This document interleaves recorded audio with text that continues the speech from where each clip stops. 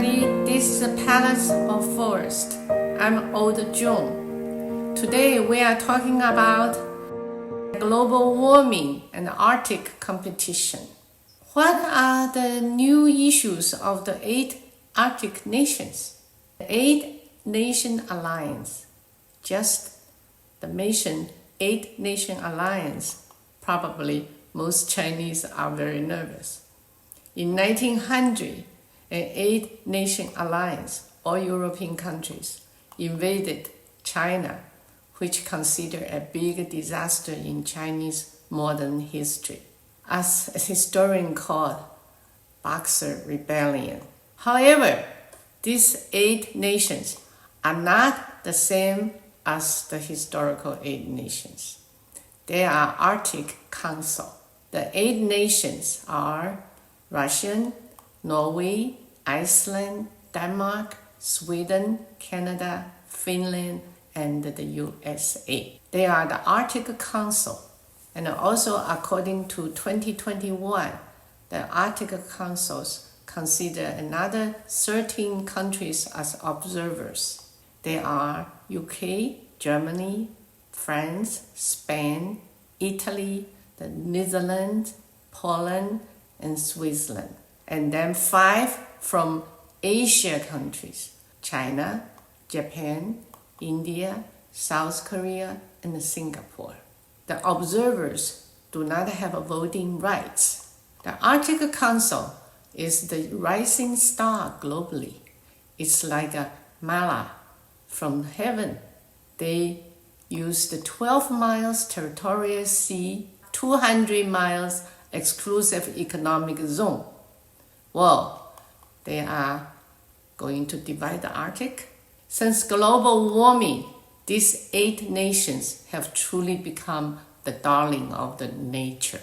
Among them, especially Russia, its barren land and the frozen tundra have unexpectedly become prime real estate. After global warming, 3 Arctic routes have been emerged. 1. NSR, Northern Sea Route, from Alaska through Russia, the Baltic Sea to the Atlantic, all under Russia's control. Russian icebreakers lead the way, ensure safety and the passage. Since its opening in 2014 to 2022, freight traffic has increased by 755%, and it is expected to increase tenfold from 2022 to 2035. Number 2 is NWP, Northwest Passage, also from Alaska through Canada, Iceland to the Atlantic. The 3rd is Arctic Circle Route, passing through the Arctic Center. This route is much less used.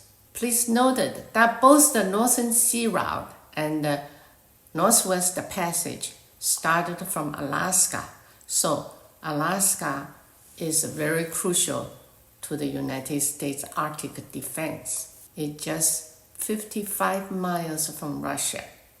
If you calculate from the 2 small islands in the Bering Strait, you can see the US-Russia is almost 2.4 miles from that 2 islands. And the Bering Strait is only 53 miles wide. It will be the world throat in the near future.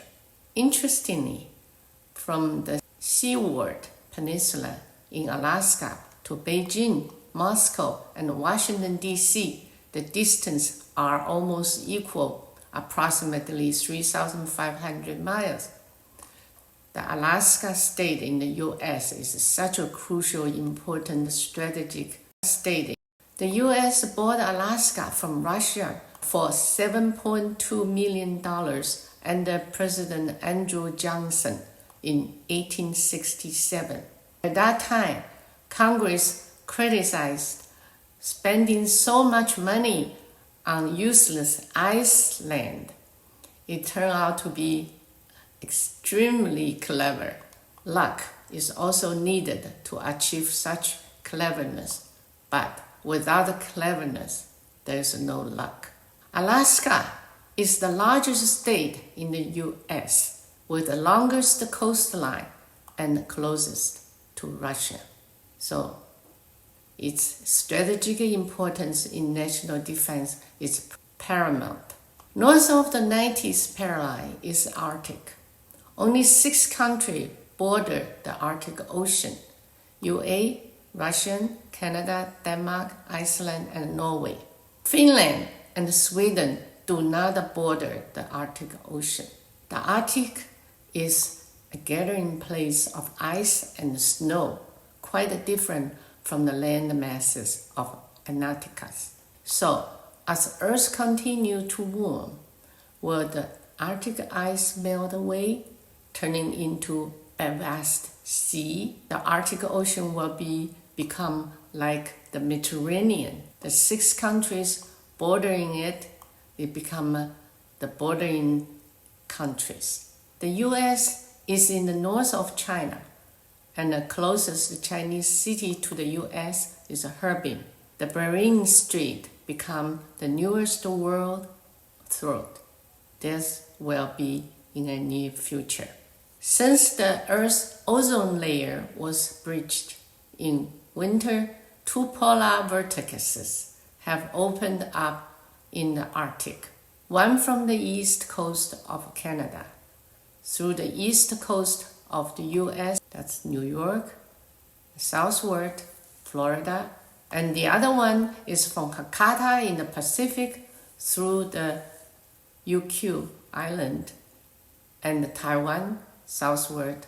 Therefore, winters in these areas often experience extremely cold weather lately. Russia is active deploying defenses in the Arctic with military facilities adorned with polar bears decorations. Battalions level troops in the Arctic are equipped with S-400 anti-ballistic series missiles system.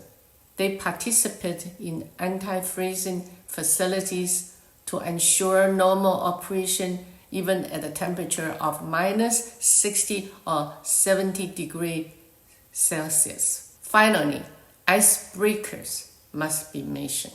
The U.S. has 2 icebreakers, one called the Polar Star, built in 1976. It's pretty old, and it was found to be leaking last year. The other one is a medium icebreaker Haley, which seems to be under repair. China claims it will have 4 by 2025. Currently, there are only 2 snow dragons, 1 and 2. Russia, guess what? On the other hand, has 40 icebreakers, some of which are nuclear powered. Both China and the US are angry to death. Remember the 2012 movie, Big Miracle? The Americans in Alaska were trying to save a few whales trapped in ice. They finally borrowed an icebreaker from a private company, but it was too weak and broke down also.